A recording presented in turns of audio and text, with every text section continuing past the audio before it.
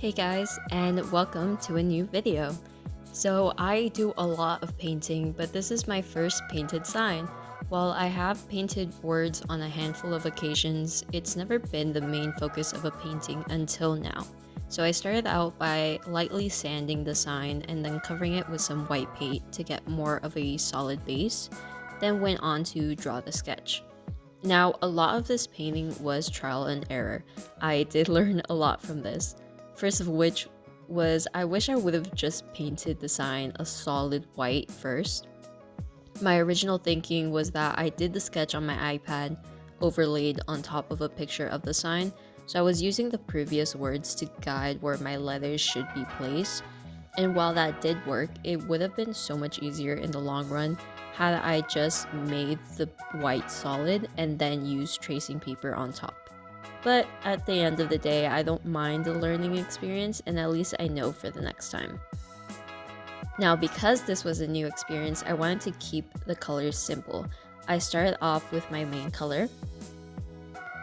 I used a relatively thin brush because I wanted to have a lot of control, especially on those smaller areas of the letters. And in the bigger areas, I did try to be confident with my brush strokes and get it in a single very long stroke because I did feel like the lines looked smoother that way.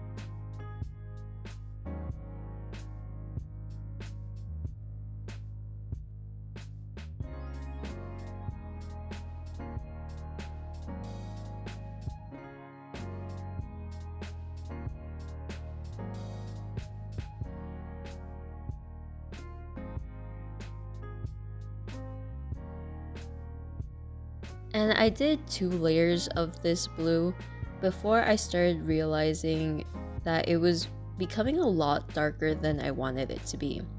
So after that second layer, I ended up mixing out a lighter blue by adding in a bit of white and teal to my original paint. And it ended up a lot more like what I envisioned. And I used a bit of teal to keep the vibrancy of the blue to balance out the desaturation that naturally happens when adding white to a color.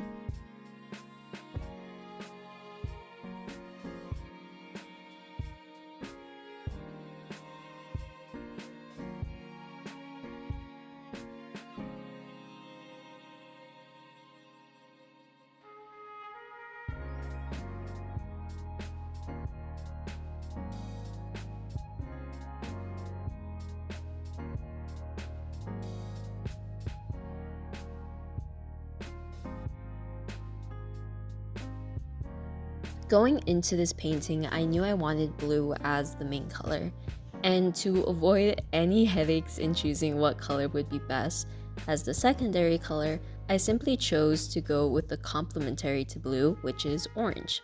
Now, this is the next point of the painting where I ran into a bit of trouble. After finishing the blue letters, I felt like it looked a little flat, so I decided to use the orange as a little drop shadow. However, because I did such a thin shadow, it did take quite a bit of time as I was trying really hard to not get any of it on the blue. If I were to do this again, I probably would have just started with the orange and then added on the blue. I used the same brush that I had been previously using originally, but when moving on to other leathers, I ended up switching my brush for a smaller one that gave me a bit more control. That being said, it still took me quite a bit of time, but after a few hours of uncomfortable slouching, I got it done, and I really liked how it looked with the drop shadow.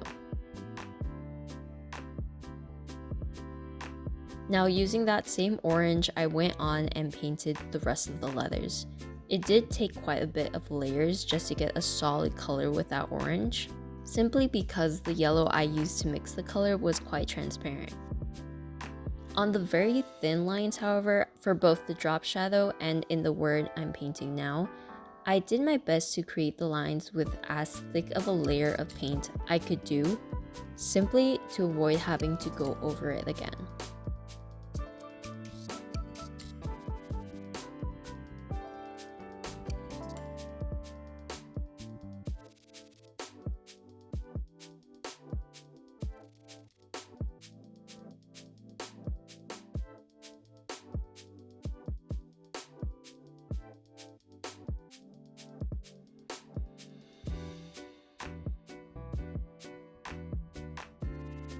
And I continued to use this orange for the rest of the letters and numbers. But I did want to keep including some blue throughout the sign just to tie it all together.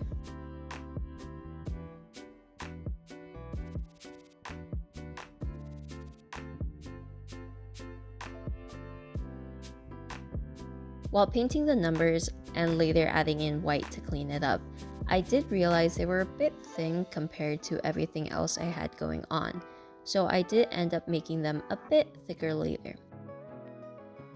You'll also see a lot of me adding white paint and cleaning up as I go. It was kind of hard for me to get stable lines, partially as someone with a naturally shaky hand, but also I was just painting at kind of an awkward angle, which made this process probably a little bit harder than it needed to be.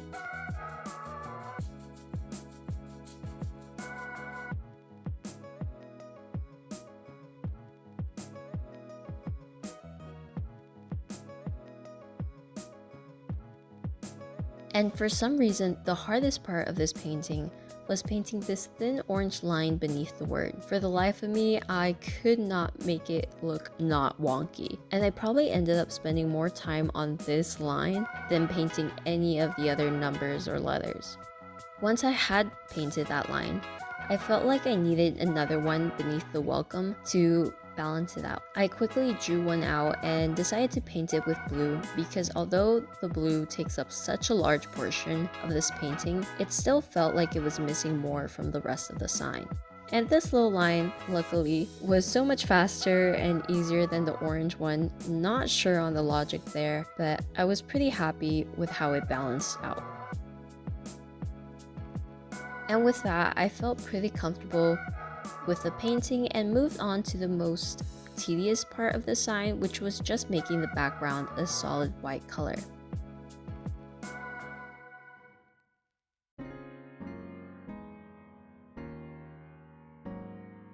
As I continued painting the background white, I felt like something was a bit off with this area.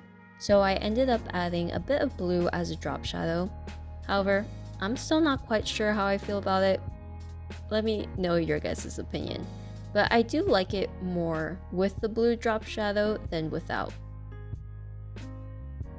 And with a bit more white, the sign was finished. And I did go in afterwards and just add a light gloss varnish just to protect the paint and make any kind of cleanup in the future a lot easier.